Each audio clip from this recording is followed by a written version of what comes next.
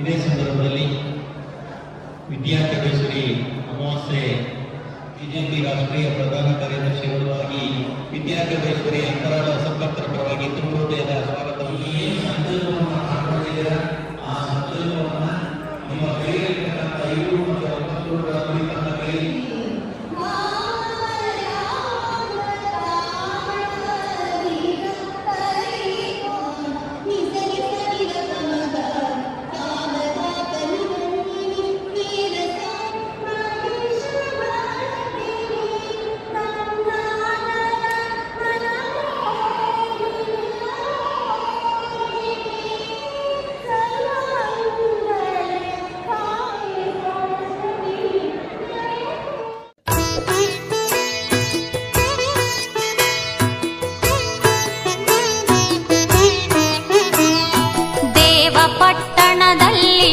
ಮಠದ ಸಿರಿಯಲ್ಲಿ ವಿದ್ಯಾ ಚೌಡೇಶ್ವರಿಗೆ ನಿತ್ಯೋತ್ಸವ.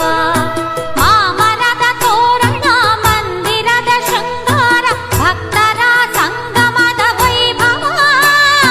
ಧೂಪಗಳ ಹಚ್ಚೋಣ ದೀಪಗಳ ಬೆಳಗೋಣ ದೇವ ಪಟ್ಟಣದಲ್ಲಿ ಶ್ರೀ ಮಠದ ಸಿರಿಯಲ್ಲಿ ವಿದ್ಯಾ ಚೌಡೇಶ್ವರಿಗೆ ನಿತ್ಯೋತ್ಸವ.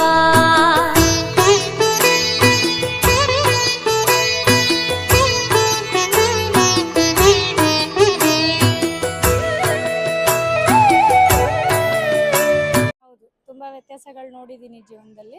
ಇಲ್ಲಿಗೆ ಬಂದಿದ್ದಾದ್ಮೇಲೆ ಎಲ್ಲ ಒಳ್ಳೇದೇ ಆಗ್ತಾ ಬಂದಿದೆ, ಎಲ್ಲ ಒಳ್ಳೇದೇ ಆಗ್ತಾ ಇದೆ. ಈಗ ಪರಿಹಾರ ಆಗಿದೆ, ಆಗೋದು ಗೊತ್ತಾಗಲ್ಲ. ಕೆಲವು ಪೂಜೆಗಳೆಲ್ಲ ಹೇಳಿದ್ರು ಮಾಡೋಕ್ಕೆ, ಆ ಪೂಜೆಗಳೆಲ್ಲ ನೆರವೇರಿಸಿದ್ದೀನಿ. ಎಲ್ಲ ಮಾಡಿದ್ದಾದ್ಮೇಲೆ ಒಂದೊಂದೇ ಆಗಿ ಎಲ್ಲ ಸಾಲ್ವ್ ಆಗ್ತಾ ಬಂದಿದೆ.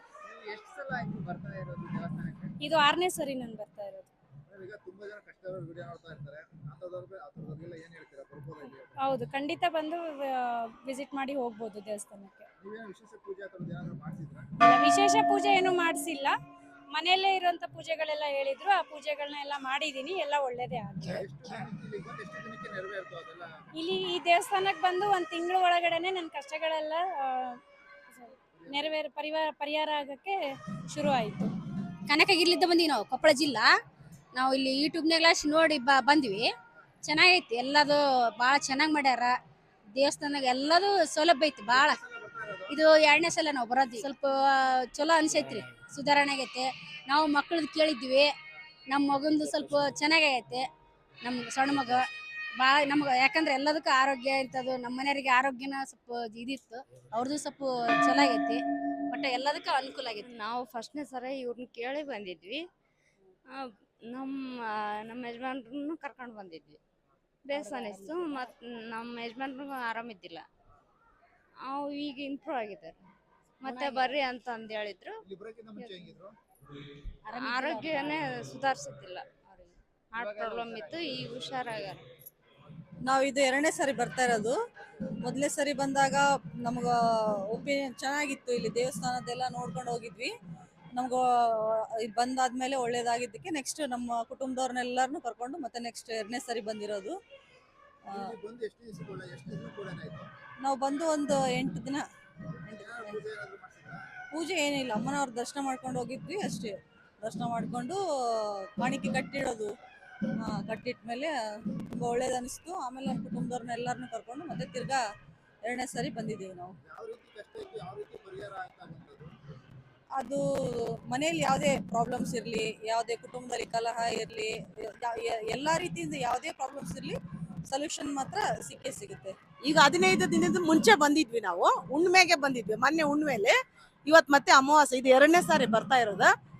ಆಮೇಲೆ ಈ 15 ದಿನಗಳಲ್ಲಿ ನಮಗೆ ಮನಸ್ಸಿಗೆ ತುಂಬ ನೆಮ್ಮದಿ, ಆಮೇಲೆ ಖುಷಿ, ಆಮೇಲೆ ಸಮಾಧಾನ. ಸ್ವಲ್ಪ ಮನೆಯಲ್ಲಿ ಕೂಡ ನೆಮ್ಮದಿ ಅಂತ ಅನಿಸ್ತಾ ಇದೆ. ಒಂದೊಂದಾಗಿ ಕೆಲಸಗಳು ಪರಿಹಾರ ಆಗುತ್ತೆ ಅಂತ ಅನಿಸ್ತಾ ಇದೆ. ಏನೋ ಅಮ್ಮನವ್ರ ಮೇಲೆ ತುಂಬ ನಂಬಿಕೆ ಬಂದಿದೆ, ಖುಷಿ ಆಗ್ತಾ ಇದೆ ನಮಗೆ.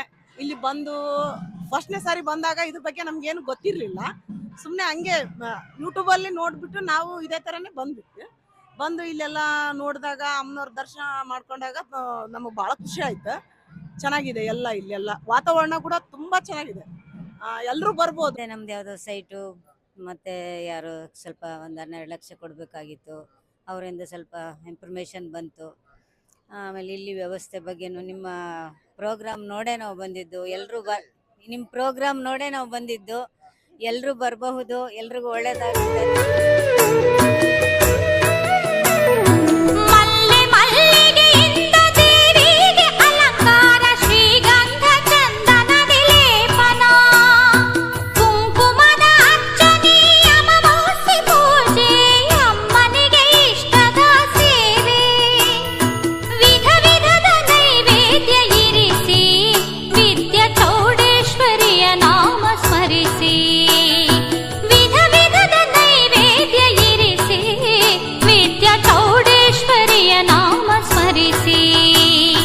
ಜಗದಾಂಬೆ ದುರ್ಗಾಂಬೆ ಆದಿಮಾಯೇ ಮಹಾಮಾಯೇ ದೇವಪಟ್ಟಣದಲ್ಲಿ ಶ್ರೀಮಠದ ಸಿರಿಯಲ್ಲಿ ವಿದ್ಯಾಚೌಡೇಶ್ವರಿಗೆ ನಿತ್ಯೋತ್ಸವ.